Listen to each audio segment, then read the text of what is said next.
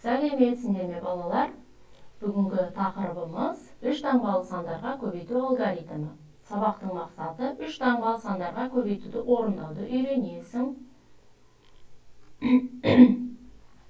Бірінші тапсырма.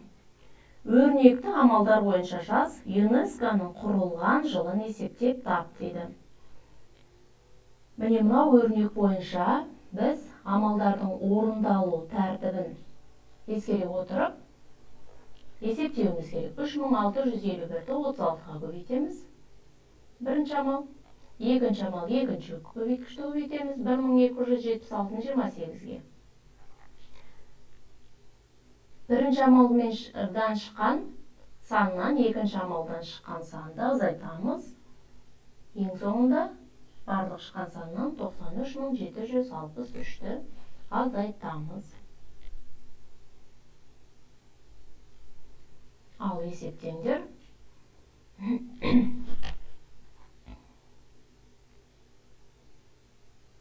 Болса тексерейік. Бірінші көбейткіштен шыққан сан 3651-ді 36-ға көбейткенде 131436 сан шығады екен.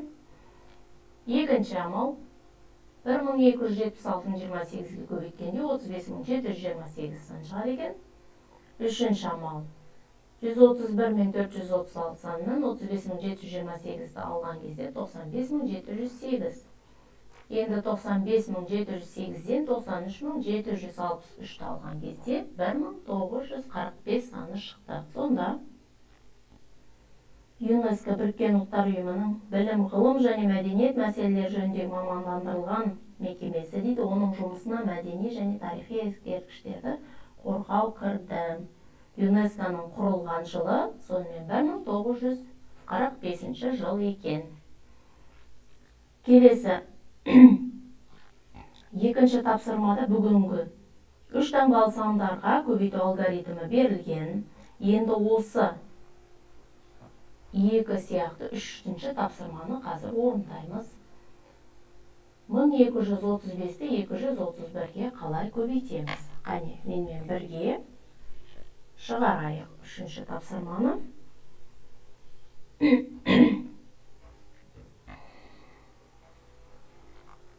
Алдымен балалар бірлікпен көбейтіп шығамыз, білесіңдер. Бір жерде 5-ім 5, оны бірліктің астына жазамыз. Бір жердегі 3-ім 3, бір жердегі 2-ім 2, бір жердегі 1-ім 1. Әр санды астына жазамыз. Бірліктің астына, ондықтың астына, жүздікті, мыңдықтың астына. Енді екінші ондықпен көбейтеміз. 3 ондық. 3 ондықпен барлық бірінші көбейткіштерді көбейтіп шығамыз. 3 жердегі 5-ім 15. 5-ін жазамыз, 1-і ойда. 3 жердегі 3-ім 9, ойдағымен 10. 10-ның 0-ін жазамын, 1-і ойда. 3 жердегі 2-ім 6, ойдағымен 7. 3 жердегі 1-ім 3. Келесі жүздікпен көбейтем. Жүздікпен көбейткенде де жүздіктің астына жазамыз. Балалар көрдіңдер ме? Мына жерде ондықпен көбейткенде ондықтың астына жаздық. Енді жүздікпен көбейткен кезде жүздікпен барлық бірінші көбейткіштерді көбейтіп шығамыз. 2 жүздікпен 5 бірлікті көбейтеміз. 2 жердегі 5-ім 10. Оны мына жүздіктің астына жазамын. 10. 1 ойда. 2 жердегі 3-ім 6, ойдағы менен 7. 2 жердегі 2-ім 4. 2 жердегі 1-ім 2. Ал енді барлығын қосамыз.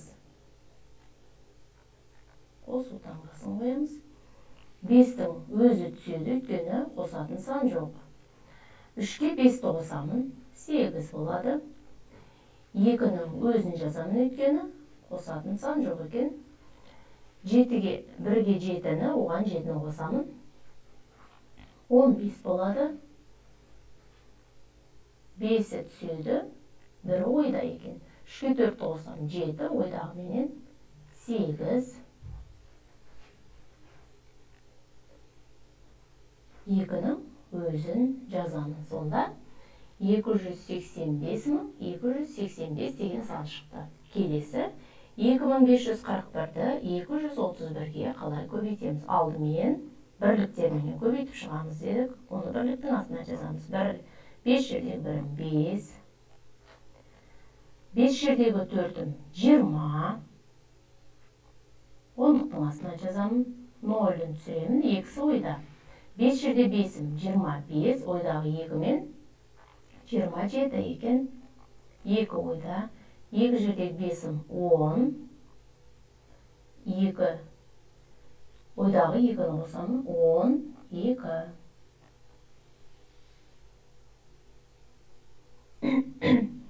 Енді ондықпен көбейтіп шығамыз. Ондықпен бірінші көбейткіштерді көбейтіп шығамыз. Оны ондықтың астына жазамыз. 3 жердегі бірім 3.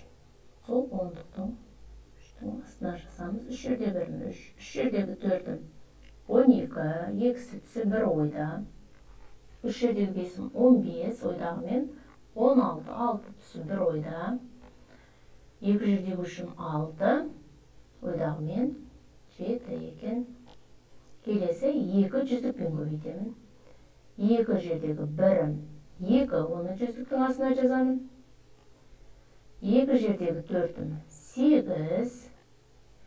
2 жердегі 5-ім 10, 0 түсіп 1 ойда. 2 жерде 2-ім 4, ойдағы мен 5. Енді астын сызып қосамыз.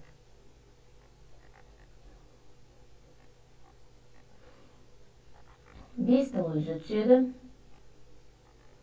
3-тің өзі түседі. 3-ге 0 санды қоссақ, 3-тің өзі түседі. 3 болады. 3-ге 0-ді қоссақ, 3 болады екен. 7-ге 2-ні қосам. 9. 9-ға 2-ні қосам. 11. 11-дің 1-і түседі. 1-і ойда. 6-ға 2-ні қосам. 8. 8-ге 8-ді қосам. 16. Ойдағы менен 17 болады екен. 1-ге 7-ні қосам 8. 8-ге 0-ді қосам 8. Ойдағы мен 9. Онда 5 болған, 5-тің өзі түседі. Онда 597.135 деген сан шықты. Келесі 5261-ді 175-ге дәл солай етіп көбейтеміз. Алдымен бірлікпен көбейтіп шығамыз. 5 жердегі бірім 5. 5 жердегі 6-ым 30. 0 түседі. 3-і ойда. 5 жердегі 2-ім 10. Ойдағы мен 13. Ойдағы 3-ті қосамыз 13. 1 ойда. 5 жерде 5-ім 25. Ойдағы мен 26. Енді 7-мен көбейтіп шығамыз. 7 жердегі бірім 7. 7 жердегі 6-ым 42. Екісі түсіп 4-і ойда. 2 жердегі 7-ім 14. Ойдағы 4-ті қосамыз. 14. 18. 1 ойда. 7 жердегі 5-ім 35. Ойдағы мен 36. 36. Енді 1-мен көбейтіп шығамыз. 1 жүздікпен көбейтіп шығамыз. 1 жердегі бірім 1. Оны жүздіктің астына жазамын. 1 жердегі 6-ым 6. 1 жердегі 2-ім 2. 1 жердегі 5-ім 5. Енді барлығын қосамыз. 5-тің өзі түседі. 7-ге 0-ді қоссам 7 болады. 3-ге 2-ні қоссам 5. 5-ге 1-ді қоссам 6. Енді 6-ға 8-ді қосамын. 14. 14-ге 6-ны қоссам 20.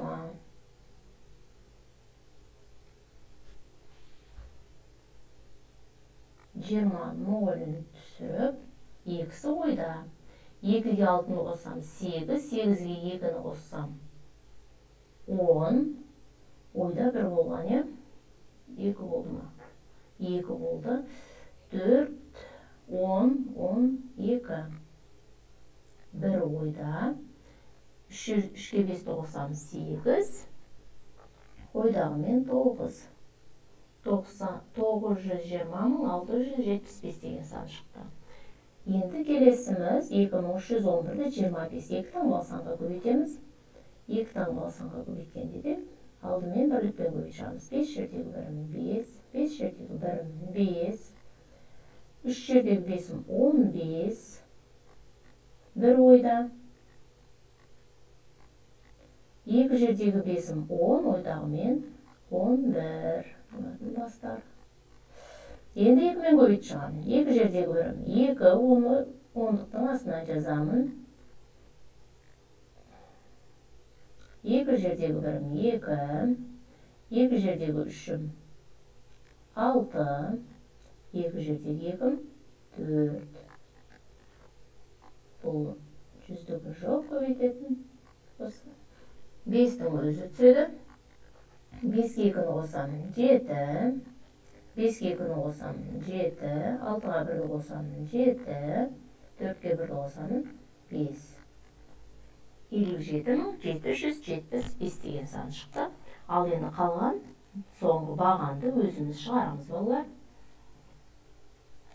Келесі тапсырма, 4-ші тапсырма, сызба бойынша өрнек құрастыр және ондағы амалдардың орындалу ретін белгіле. Өрнектің мәнін тап дейді.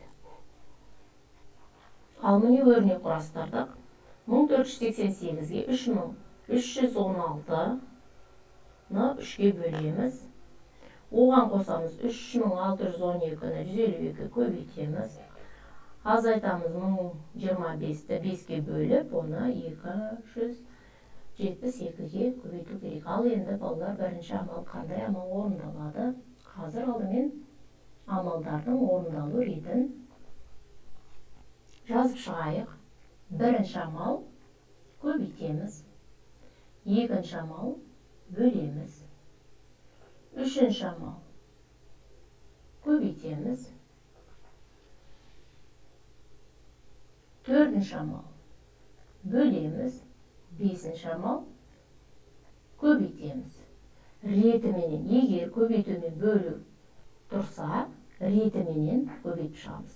Ең соңында қосамыз. Енді 6-шы амалда мына шыққан саннан, мына шыққан санды қосамыз. 6-шы амал.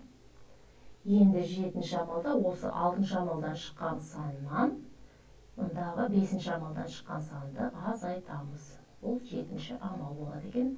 Ал осы балалар ретіменен енді сендер өздерің орындап шығыңдар. Бірінші амал дейсіңдер, алдымен өрнекті жазамыз. Бірінші амал 1488-ті 316-ға көбейтеміз. Осыдан шыққан санды 3-ке бөлеміз одан кейін. 6-шы амал. 6 жерде 8'ім 48, 4 ойда. 6 жердегі 8'ім 48, ойдағы менен 52 екен. 52, мұнда 5 ойда. 6 жердегі 4'ім 24, 24-ке ойдағы 5'ті қосамыз. 29, 2 ойда. 6 жердегі 1'ім 6, ойдағы менен 7, 8 екен. Енді 1-мен көбейтіп шығам. Бір жердегі 8'ім 8, бір жердегі 8'ім 8, бір жердегі 4'ім 4, бір жердегі 1'ім 1. 3-пен көбейтіп шығамыз. 3, 8, 24, бағанағындай жүздіктің астына жазамыз. 3, 8, 24, 2 ойда. 3, 8, 24, ойдағы мен 26, 2 ойда.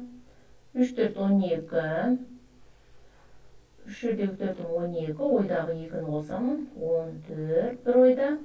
3 жердегі 1'ім 3, ойдағы менен 4. Астын сызамыз, қосамыз. 8'дің өзі түседі екен. Тура өзінің астына жазамыз. 8-ге 2'ні қосамын, 10, 0 түсіп, бір ойда. 9-ға 8'ді қосамын, 17, 17-ге 4'ті қосамын, 21, ойдағы менен 22, x ойда.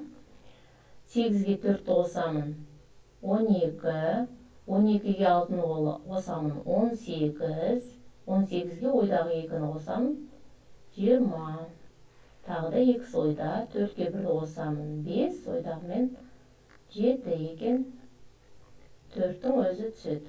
Сонда 470.208 саны шықты. Осыны енді 3-ке бөлеміз. Екінші амал.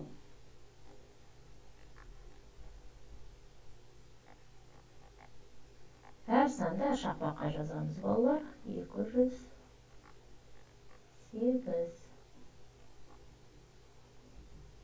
бөлемін 3-ке. 4-тің басын түртіп аламыз. 4 өйткені жетеді. 3-ке бөлінеді, бірден беремін. 3. 4-тен 3 тасам 1 қалады. 1 3-ке бөлінбейді, сондықтан 7-ні түсіремін. 17-ның ішінде 5-тен беремін. 15. Азайтамын. 7-тен 5 аламын. 2. 2 3-ке бөлінбейді, сондықтан 0-ді түсіремін.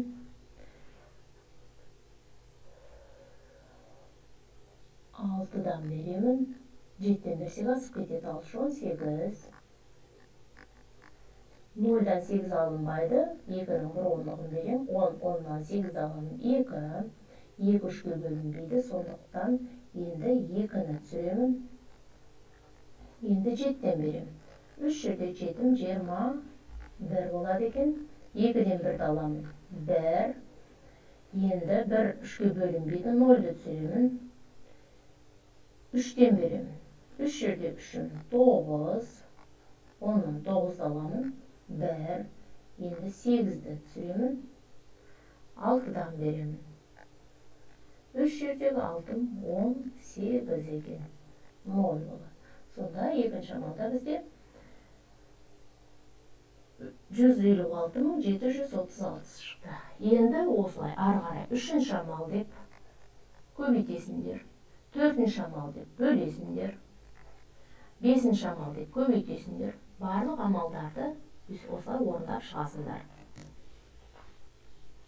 Келесі бізде 5-ші тапсырма. 5-ші тапсырма қалдықпен бөлуді орында дейді. Қалдықпен бөлудің біреуін көрсетемін, қалғанын өздерің орындайсыңдар, балалар. Ал қане менімен мұқият қараңдар. 951.376. 9 29-ға бөлінбейді, 95-ді аламыз. 95 деп аламыз. 95-дің ішінде 29 3-тен бар. 3-тен береміз. 3 жерде 9-ым 27, 2 ойда. 3 жердегі алдымен бірлікпен көбейтеміз, одан кейін ондықпен көбейтеміз. 3 жерде 9-ым 27, 7-сін жазамын 2 ойда. 2 жердегі 3-ім 6, ойдағы мен 8. Енді азайтам, 15-тен 7-ні аламын. 8. 8 29-ға бөлінбейді, сондықтан 1-ді түсіремін. Енді 81-дің ішінде 29, 2-ден беремін. Өйткені 3-тен берсем асып кетеді, 87 болып кетеді. 2 жерде 9-ым 18. Бірліктің астына жазам. 2 жерде 2-ім 4, ойдағы мен 5. Азайтамын. 11-ден 8-ді аламын. 3. 7 қалды мұнда. 1-ден 8 алынбайды, сондықтан 8-дің 1 10-ығын бердік. 11 болды. 11-ден 8-ді алдым. 3, мұнда 7 қалды енді. 7-ден 5-ді аламын. 2 екен. 2 23-29-ға бөлінбейді, сондықтан 3-ті түсіремін. 3-тің астына. Енді біз 8-ден береміз. 233-тің ішінде 29 8 рез бар екен. 8 жерде 9-ым 72, 7 ойда. 2 жерде 8-ім 16, ойдағы менен 23 болады екен. Азайтамыз. 3-тен 2-ні аламын. 1. 1 29-ға бөлінбейді. Сондықтан бізде енді не қалды? 7 қалды. 7-нің астына 7-ні түсіремін. 17 29-ға бөлінбейді. Сондықтан тағы бір 6-ны түсіремін. екі санды қатарынан түсірген кезде мына жерге 0 береміз. Енді 176-ның ішінде 29, 6-дан беремін. 6, 9, 54, 5 ойда. 2, 6, 12, ойдағы менен 17 болады екен.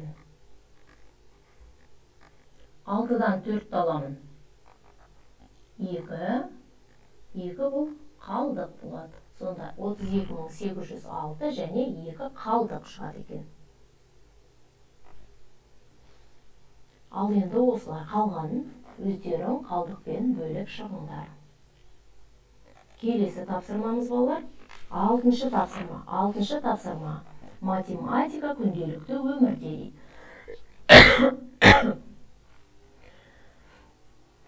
Ата-аналар балаларына белгілі бір сомаға жиһаз сатып әперді. Түбіртек бойынша әрбір балаға қандай жиһаз сатып әпергенін анықта дейді. Балалар, біріншісін көрсетем сендерге. Қалғандарын өздерің табасыңдар. Бірінші, Әлияға қандай жиһаздар сатып алды? Әлияға барлығы 172.732 теңгеге бірнеше жиһаз сатып алыпты. Оның 100.540, кестеге қараймыз. 100.540-ға не сатып алған? Жұмсақ жиһаз сатып алған. 2070 теңгеге не сатып алған? 2070 теңгеге орындық сатып алған. Енді бұларды қосамыз. Енді мына жерде бос 2 сан тұр, мысалы 100.540-ты 2070-ке қосамыз. Қандай сан шықты?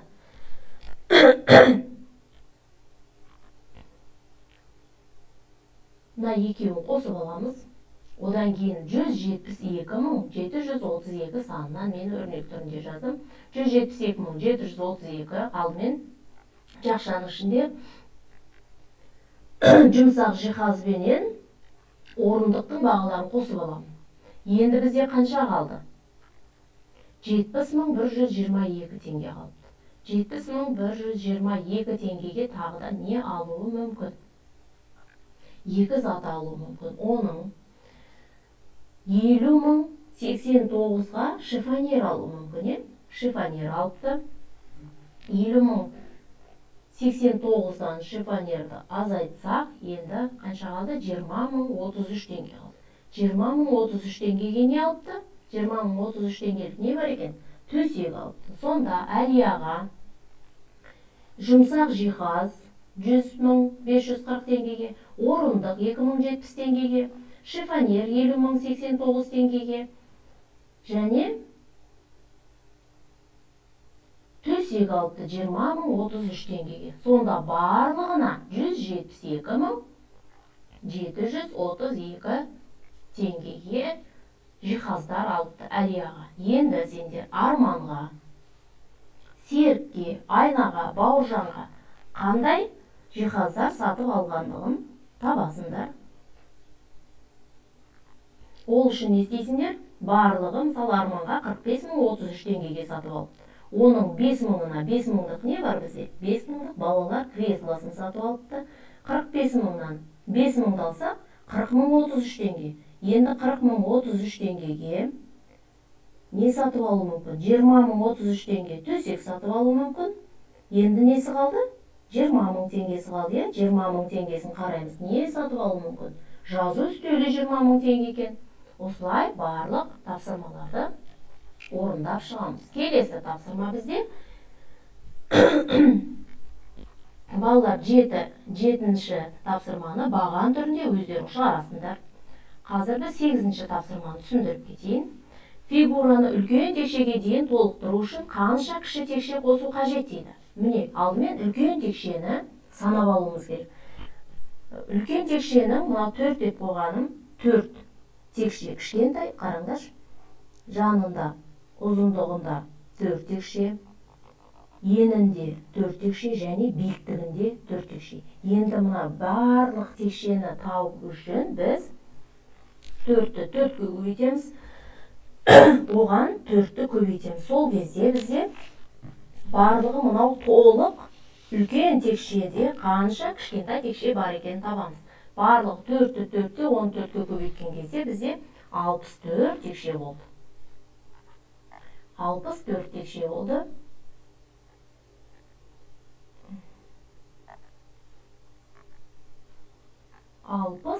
текше болды. Енді келесі жартылай текше үлкен текшені қарайық. Үлкен текшеге дейін толықтыру үшін. Ол үшін астында бірінші қатарында 4 текшеден бірінші қатарда 4 жүрдегі 4-ім 16 текше бар екен бірінші қатарында. Енді тігінен тұрған қатарында 3 және 4 қатар. Астыңғы қатарында 4, биіктігі 3 қатар. Сонда 4 пен 3-ті көбейтеміз, 12. Барлығы бұл текшеде қанша текше қалды бар екен? 28 текше бар екен.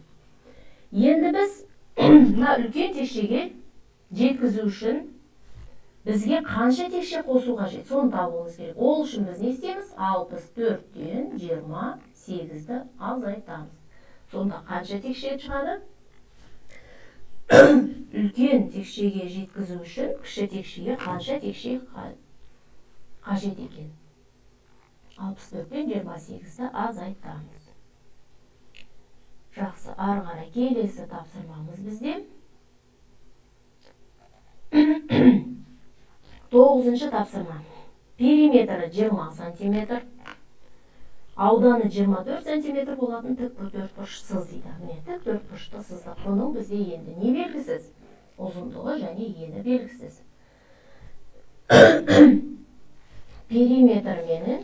Периметрі 20 см болу үшін бізде ұзындығы, ені белгілі болу керек. Периметр бізде белгілі.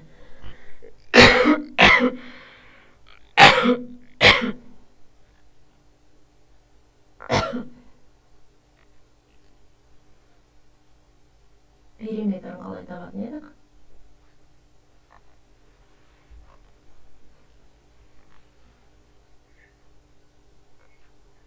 Ұзындығы менен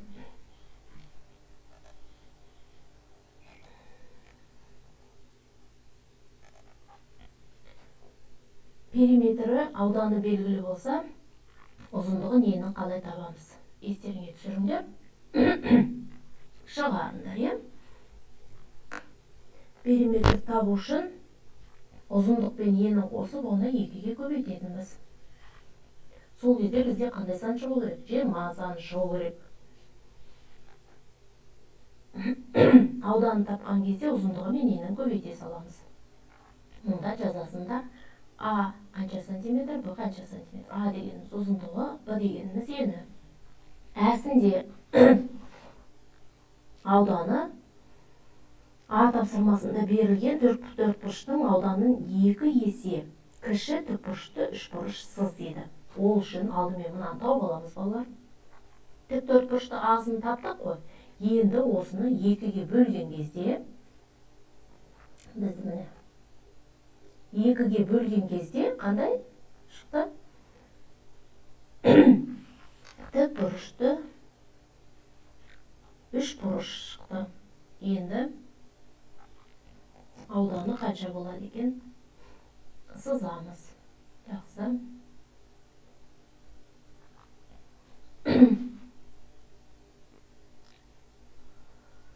Ал табындар.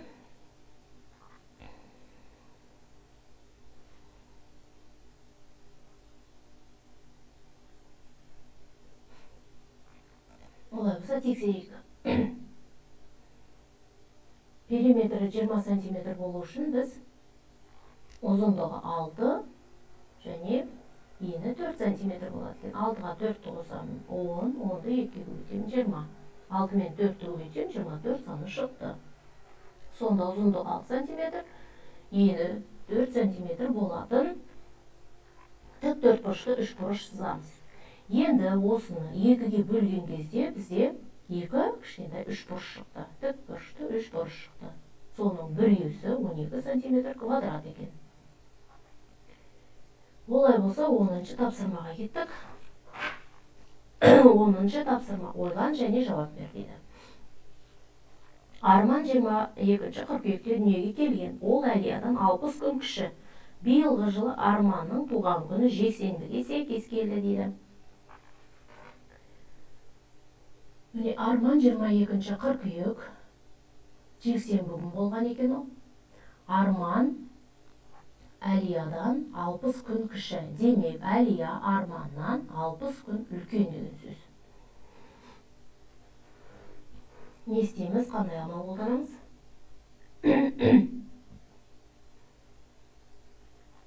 22 қыркүйекке 60 күнді қосамыз. 22 қыркүйектен 60 күнді алып тастаймыз. Өйткені одан үлкен болса, одан бұрын Әлия Арманнан 60 күн бұрын туылған. 60 күн үлкен екен. Сонда 22 қыркүйектен 60 күнді алып тастаймыз. 24. 24-ші ол 60 күн бұрын қандай ай болды? Шілде айы болыпты. 24-ші шілде болыпты. Енді 60-ты бізге нен тап дейді? Қай күні? Әлия туған күні биылғы жылы аптаның қай күніне сәйкес келді? Бір аптада 7 күн бар, білесіңдер. Енді 60-ты 7-ге бөлеміз. 8 және 4 қалдық. 4 қалдық дегеніміз осы 4-ші күн. 4-ші күн дегеніміз ол қай? 8 апта және 4-ші күнге түседі. 4-ші күн дегеніміз ол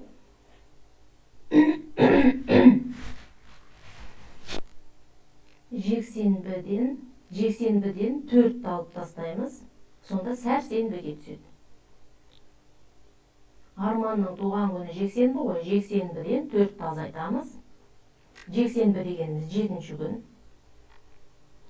Одан 4 азайтсақ, сәрсенбіге келеді екен. Сонда Әлияның туған күні 24-ші шілде, ол сәрсенбі күнге түседі екен.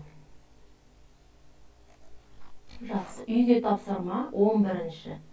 Тапсырманы баған түрінде есептейміз. 3 таңбалы санға көбейтуді баған түрінде есептейміз, балалар. Осымен сабағымыз аяқталды. Сау болыңдар.